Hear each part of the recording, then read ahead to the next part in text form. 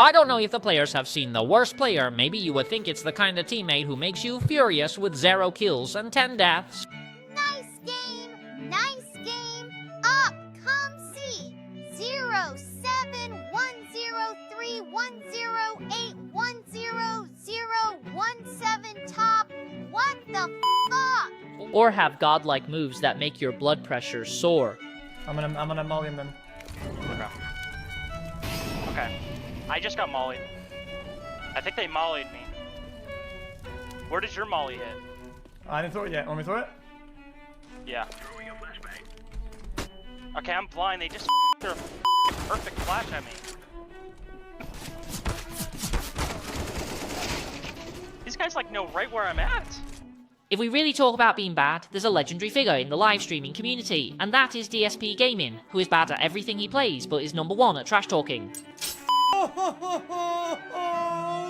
Hello everyone, welcome to Player Secret. DSP Gaming is recognized by the gaming community as the worst and most incompetent streamer. Every time you watch him play, it's just complaints, making you want to say, if you're bad, practice more.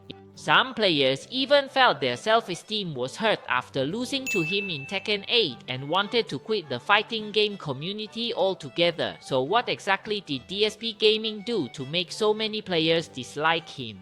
Today, Player Secrets will share the story of the worst streamer, DSP Gaming. If there are any omissions or if players want to add something, feel free to leave a comment below. Before the video starts, remember to subscribe to our channel and turn on the notification bell so you don't miss our updates. Philip Parberno, aka DSP Gaming, is a 43-year-old game streamer. The reason he attracts the attention of the gaming community is precisely because of his various complaints during live streams. The most classic moment is when he was playing The Legend of Zelda Tears of the Kingdom and criticized the game for having no guidance on puzzle levels. As everyone knows, Tears of the Kingdom focuses on creative solutions, allowing players to use their imagination and play freely. But unable to figure out how to solve the mechanism, he could only complain while using the lamest method to crack it. In the end, he connected the balls one by one, placed them on the pressure plate, and even unknowingly opened the door successfully. Huh? What? I didn't do anything. What the? Wow, that was a really ingeniously thought out puzzle, wasn't it? He even joked about it, saying Nintendo made a genius puzzle design that required all his intelligence to solve. Later, some players edited his gameplay together with VTuber Amelia Watson's puzzle-solving method. Watson used her creativity and items from the scene to clear the level. Oh. Yeah. Cute. I guess all of them need to be in there, maybe?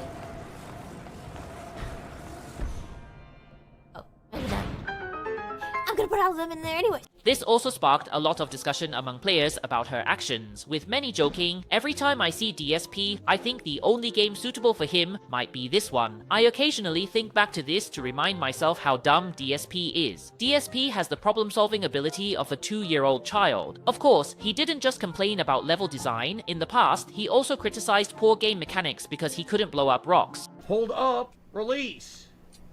Oh, is that it? Is that all I had to do? A single regular bomb took 11 hearts and insta-killed me, and then didn't even break the wall. Do you see what I mean about this game's mechanics? They suck. I'm sorry. They suck.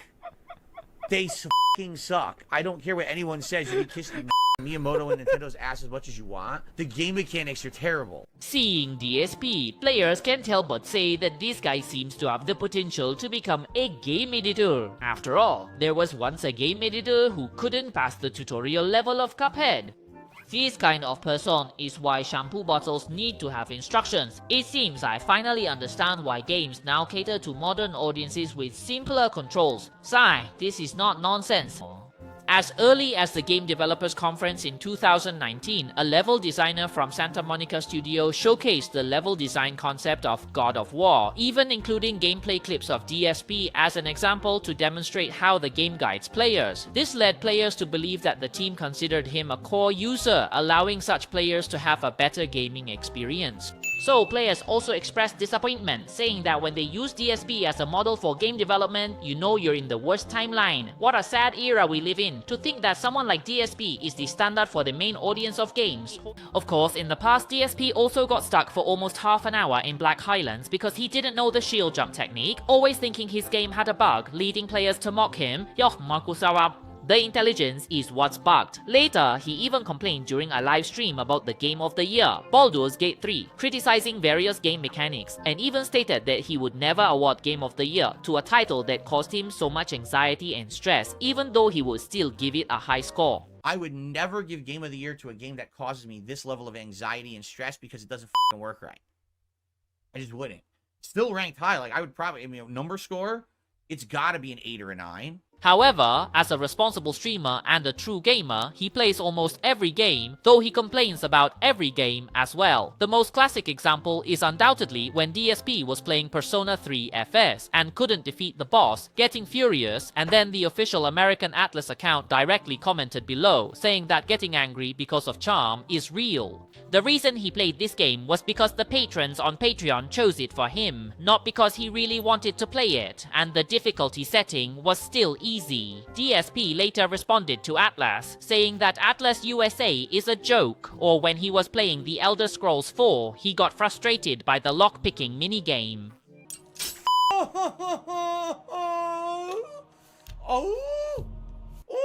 Even when playing Kirby and the Forgotten Land, the boss battles were challenging. Directly rage quit the game. Instant death. I give up. Yes. I'm done. That's it for Kirby. I'm not playing Dark Souls when I'm playing Kirby. The game is full of shit. I'm not gonna waste my time with that. That actually genuinely 100% pisses me the off. Complaining that Kirby is basically Dark Souls, saying that the purpose of playing Kirby is just to relax, not to play Dark Souls again. He even described the game as Dark Souls for kids, with no save points, no healing, and poorly designed bosses. Recently, DSP also played many new games, like unboxing his brand new Nintendo Switch 2 and streaming the new Mario Kart World. The result was a series of impressive maneuvers that left players stunned. Driving into the grass slowed him down, and he didn't know why. He also had no idea why he drove into the enemy's turtle shell. Well, I just lost all my speed. I don't even know why.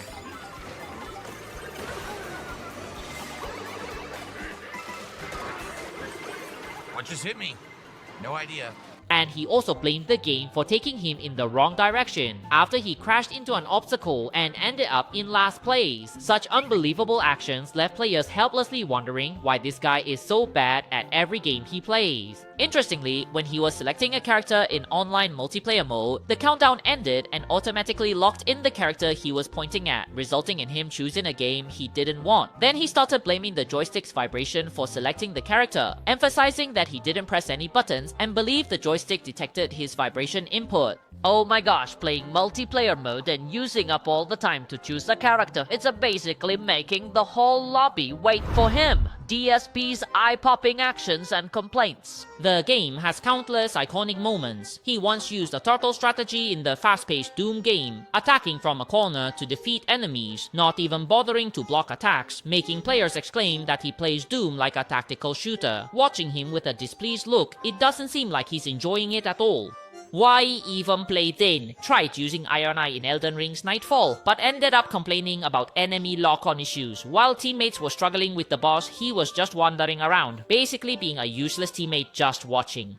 No wonder so many players don't want to join random groups. Actually, DSP isn't bad at every game, but he does complain about every game, that's true. Before DSP entered the game streaming scene, he was actually a professional fighting game player. Can you believe it? His early videos were about sharing his experiences playing Street Fighter at arcades and participating in offline competitions. Among them, he also won 4th place in the Super Street Fighter 2 Turbo at EVO 2005, losing to the well-known Japanese player Tokido, and was the highest ranked American player in that event. For that 2005 competition, he quit his job and maxed out all his credit cards to participate, which resulted in significant credit card debt. Until later, when his YouTube started generating revenue, he was able to pay off his debts to make money by playing games. He also began trying to record a lot of gaming content. And his poor gaming skills were first revealed in a Batman Arkham Asylum video from 15 years ago, which has over 3 million views. He only has one shot? Oh my god. I got owned. At the same time, his habit of complaining about games has been evident from a long time ago. In online matches of Street Fighter 4, he would taunt opponents after winning, and if he lost, he would complain about input lag caused by online play, claiming it was the reason for his defeat. This excuse has persisted even up to Street Fighter 6. This piece of f***ing shit can't win because the f***ing combos will not come out all f***ing night. The guy sucks. And I can't beat him because the combo drops again and again and again. I lost because my combo dropped because the game sucks online. So eat out of my f***ing butthole. In 2015, he even played Mortal Kombat with fans, not knowing that before starting, he set a flag by saying his foot was injured, asking for understanding if he didn't play well. Wait, is that related? Finally, when he loses to fans, he would rant about how the character they used is brainless and criticize the game's online mode as terrible, without reflecting on his own issues. He was originally part of the fighting game community, but because of his annoying mouth, he became disliked by the community. In the gaming community, he is actually like Boogie2988 mentioned in Gamer Confidential in the past, basically becoming a laughingstock among the player community. He was once called trash by the founder of the Super Arcade tournament in a public interview because after DSP beat him, he started acting arrogantly. You got some idiot named DSP who's a total piece of shit, by the way. I like to get that on YouTube, but this guy thought he was hot shit because he beat me and Choi in a game that was like, it's like Neo Geo conversion of Street Fighter or some crap, dude. and he was so proud that he put under as a signature, he's the #1 US ranked Super Turbo player that year. But I mean, look at him now. I mean, he's just... No, he's got 20,000 subscribers on YouTube. 20,000 idiots are subscribed to him. That's great. Congratulations. Congratulations with your YouTube channel, and hope you enjoy your life, bro. I mean, it's a great victory. PlayStation 1 Super Turbo champion. Take that to your grave, bro. Good luck. Even Justin Wong, who was given the nice guy card and was a victim of a comeback, felt very annoyed by DSP's actions online. It was also revealed that DSP seemed to have provoked people on the West Coast, and as a result, he ended up crying at the EVO venue out of fear of being beaten.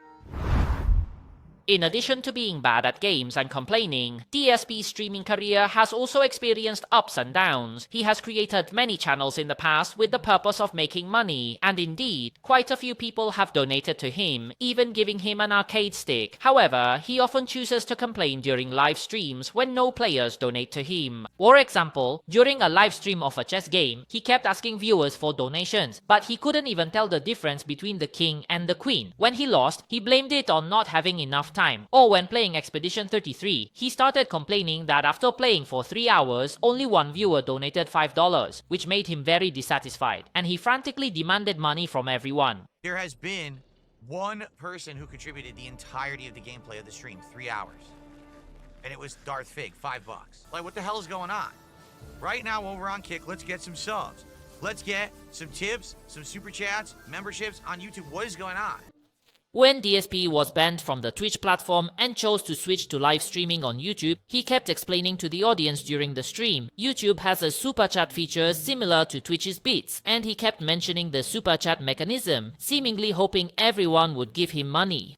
But as early as the year 2020, some players came forward to reveal that DSP actually really likes playing mobile games, and pointed out that he spent thousands of dollars on the mobile games WWE Champions and Marvel Future Fight. While on his streams, he kept emphasizing that he needed to pay off his mortgage and taxes and asked for... The audience requested donations. The player then analyzed his account spending in the year 2019. It turned out that his account has VIP level 12, and upgrading to VIP 12 requires as much as $10,000. In response, DSP has previously clarified that he does play mobile games, but they are either free or require spending a little money. He stated that he does not play the mobile games that people online accuse him of playing, and he does not want to disclose his list of mobile games because he does not want to be maliciously harassed by some people. However, some players still caught him with his phone showing the WWE Champion screen during a live stream. Moreover, DSP once filed for bankruptcy, claiming he had nearly $5,000 in monthly expenses, which led players to believe he was bluffing.